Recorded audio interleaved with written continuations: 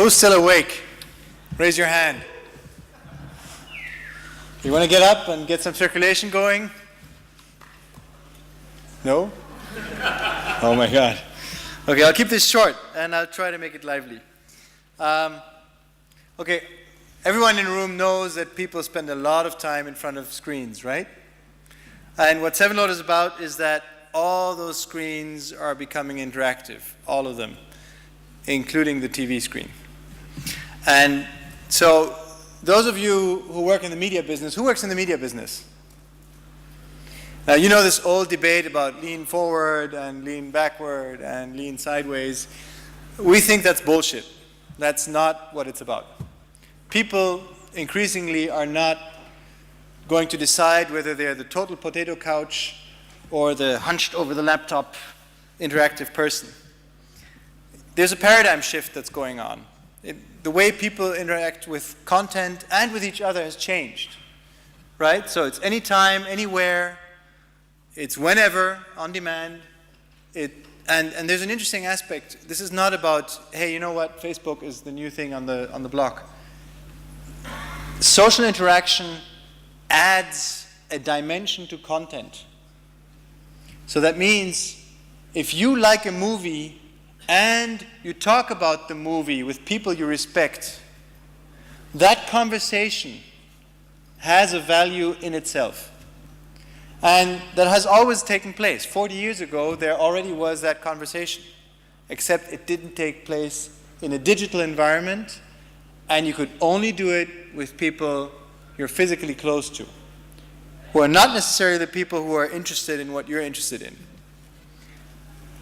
And the price paradigm for all of this is it's free or it's flat. We do not believe in micropayments. So what does this mean for the user in the age of Facebook? Theoretically, he's out of power, right? But he's lost. You can find any video on the planet on YouTube, but that still doesn't tell you what you're going to watch tonight. One of 50 billion videos? No. You used to zap. What are you going to do now? The content industry. Anyone from the content industry here? Somebody with a pained expression? No? They're all beyond coming here. They're in search of profits, and there are no profits in Google. You're not going to refinance. The Germans will understand the following joke. You're not going to refinance content by punishing Google through a sort of private tax. And then there's another axiom that's important to our company, and that is the sum of all niches is the mass market. See, now, people have been talking about the long tail. Now, we believe in the fat end of the long tail. You know, the independent content that's big enough that a couple of 100,000 people look at it, but small enough that it's not Disney. So the user wants relevant content. He wants it anytime, anywhere.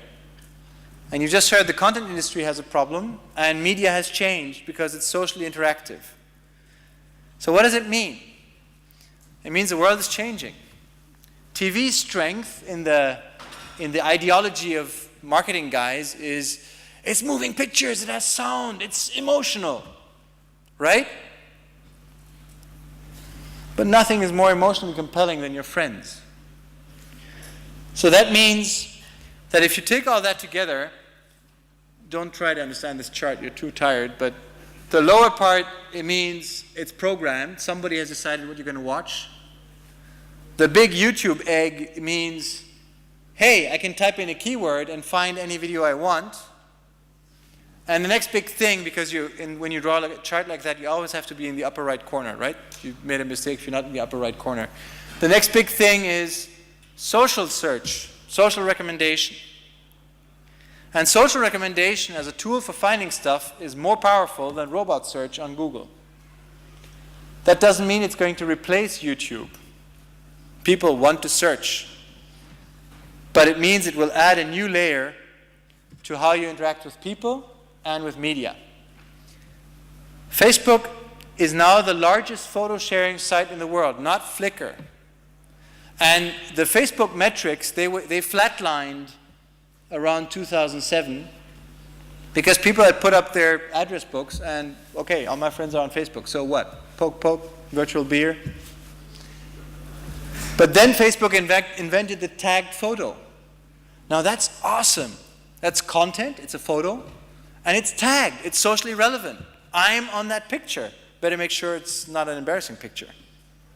So that means social networking needs content, and that means that the whole metrics of media change, and now you have three big tasks in social media. One, you have to give content producers a tool to earn money, earn back that money that they're losing because people are spending time on Facebook or on the internet and not watching TV.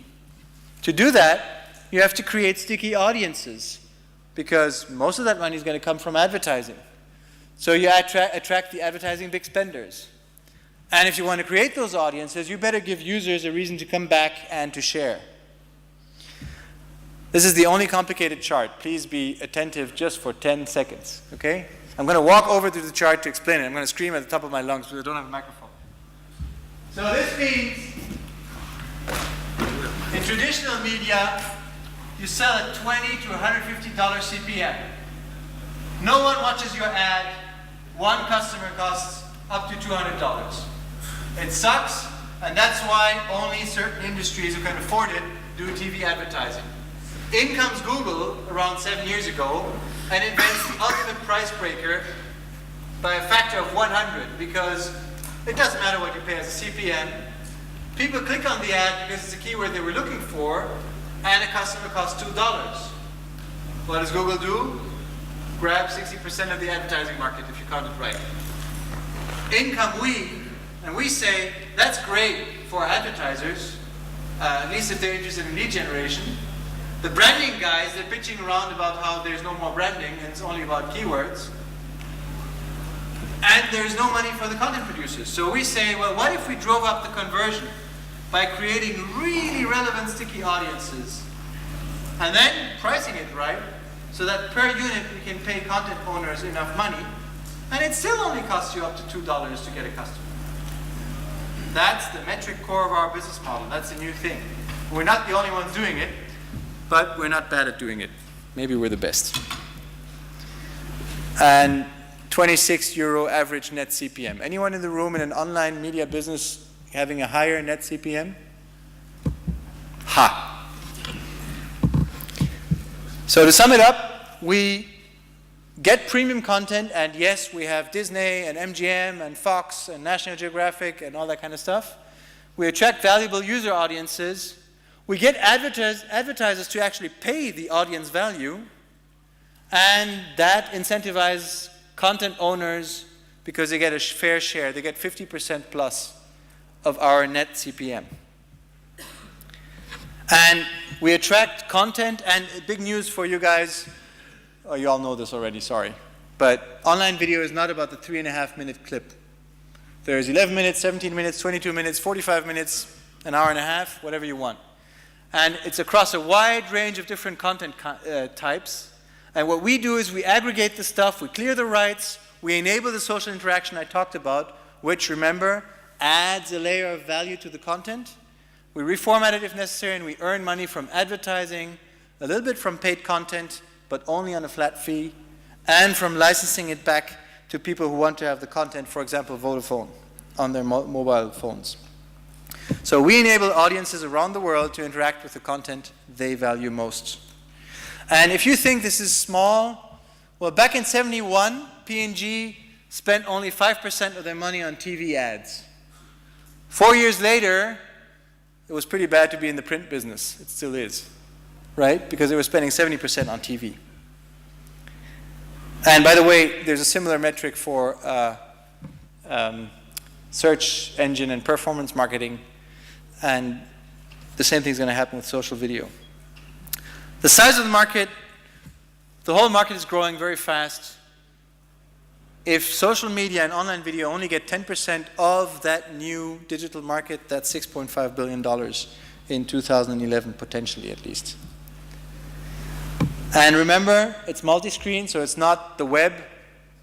It's increasingly at work, on the go, in your leisure situation. It's on your mobile phone. It's on your IPTV set-top box, maybe his. It doesn't matter where the device comes from or gets its signal.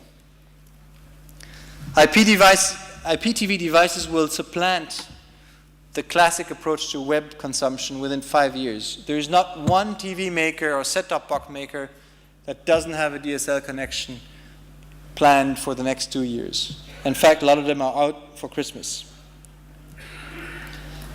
Facts about us, my last slide. We're almost 30 million unique users per month. We have $20 million in revenue coming from approximately 4 last year. So we've reached our tipping point. I've already talked about our average net CPM. That's a dollar figure. That's why it's different. We're in 22 countries. That's the bullshit figure. We're selling ads in 8 countries. And we have a main office in Cologne, a small one in Los Angeles, one in Istanbul, which is funny, and in Singapore. We're 81 employees. Lots of great brands advertise with us.